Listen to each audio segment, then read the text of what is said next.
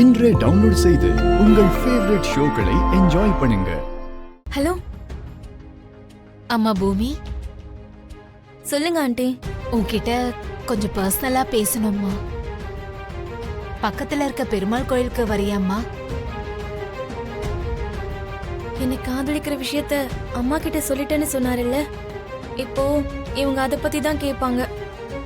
என்ன சொல்றது? அம்மா பூமி, ஆ இது லேண்ட்லைன் தானே? சிக்னல் ப்ராப்ளம்லாம் எதுவும் இல்லல்ல? ஏன் எதுவும் பேச மாட்டேங்கிற? ஆ சொல்லுங்க ஆண்டி, எனக்கு கேக்குது. நான் ஏற்கனவே சொல்லிட்டேன். கோயில்ல நம்ம சந்திக்கலாமா? இன்னைக்கா ஆண்டி? ஆமாம்மா. இன்னைக்கு வர முடியாத ஆண்டி. ஏன்? அதாவது இங்க எல்லாரும் வன விருந்துக்கு போக போறோம். வன விருந்துக்கு போக போறீங்களா? எங்க? அப்போ நம்ம அங்க சந்திக்க போறோம் ஆண்டி. ஆமாம்மா. எனக்கு தெரியாது ஆண்டி, எங்க கூட்டிட்டு போறாங்கன்னு இன்னும் எதுவும் சொல்லல. நான் வச்சிடுறேன் ஆண்டி.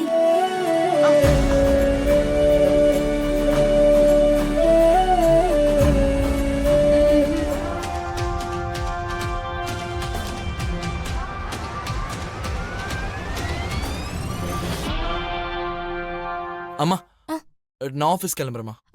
ககன், நம்ம வனவிருந்துக்கு போகலாமா? எல்லாருக்கும் என்ன ஆச்சுமா? யாரு பேசினாலும் வன விருந்த பத்தியே பேசிட்டு இருக்கீங்க. அது ஆபீஸ்ல நிறைய வேலை இருக்குமா, இப்ப என்னால வர முடியாதுமா. நீங்க வேணும்னா போயிட்டு வாங்க. பூமி கூட வராடா?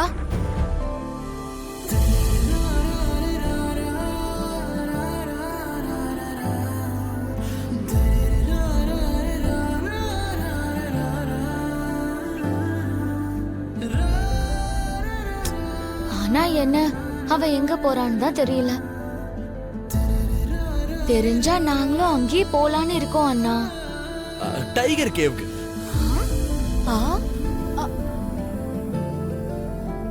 உனக்கு எப்படி தெரியும்னா? இப்பதான் நட்சத்திரா போன் பண்ணா. நட்சத்திராவா? அவ உனக்கு எதுக்குடா போன் பண்ணா? அதெல்லாம் ஒரு பெரிய கதைமா, அதை விடுங்க. கார்த்திகை மாசம் வருஷத்துல ஒரு தடவை வருது. நீங்க வேற அந்த வன விருந்துக்கு போகணும்னு ரொம்ப ஆசைப்படுறீங்கல்ல?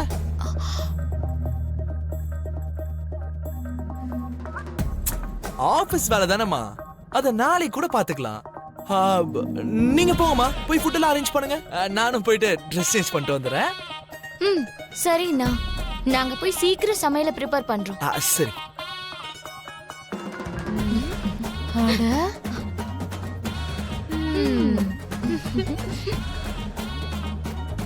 அந்த நட்சத்திரா இவனுக்கு எதுக்கு போன் பண்றா?